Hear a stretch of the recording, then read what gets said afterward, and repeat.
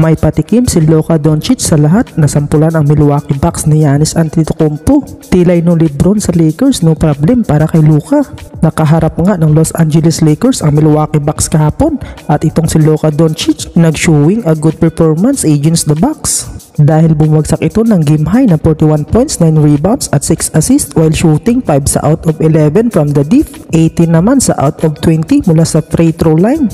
Dahil dyan natalo ang Bucks na tinambakan sa final score na 119 at 95. Samantala, big game din para sa kanilang big man player na si DeAndre Ayton na merong double-double game na nakapagtala ng 20 points at 10 rebounds. At si Austin Reeves naman bumaon ng 25 points, 6 rebounds at 8 assists. Sa kabilang banda naman para sa Bucks, nakapagtala naman si Giannis Antetokounmpo ng double-double game na merong 32 points, 10 rebounds at may kasama pang 5 assists. Pero kahit anong gawin ni Giannis ay kinulang pa rin ang kanyang nagawa dahil wala man lang sa kanyang mga kampi ang may malaking ambag, including kay Kyle Kuzma na meron lamang 1 point at 1 rebounds in just 20 minutes of playing time. Without LeBron James sa Lakers ngayon ay hindi dito nababahala ang Lakers dahil kung usapang panalo lang ay abot kamay ng Lakers sa ngayon dahil ang lakas ni Luka at ang pamumuno nito sa kupunan ang mas lalong tumitibay. Bukod sa kanya, grabe din ngayon ang naging ambag ni Austin Reeves sa Lakers with average game na 28.6 points, 5 rebounds at 8.2 assists per game. Pero mas lalong maging kumpleto ang Lakers kapag nariyan si LeBron James dahil alam naman natin ang magandang impact kapag nariyan si LeBron James sa Los Angeles Lakers.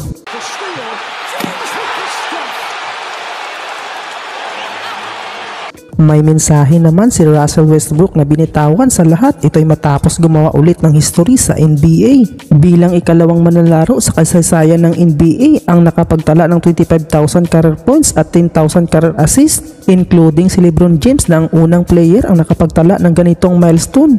Sa isang post ni Russell Westbrook ay may kahambulan ito na did not have to chase the number, just the joy. Na merong average siya ngayon na 14.4 points, 6.5 rebounds at 6.4 assists per game while shooting 44.1% sa field goal at 39.7% naman sa 3-point area at sa free throw line nakapagtala ito ng 70.3%. Not bad na yan para kay Brody na despite sa kanyang mababang sahod ay mataas naman ang kanyang stats na ipinapakita sa ngayon. Tilay magiging swerte nito ang Kings sa pagbunot sa nag-iisang Russell Westbrook sa liga.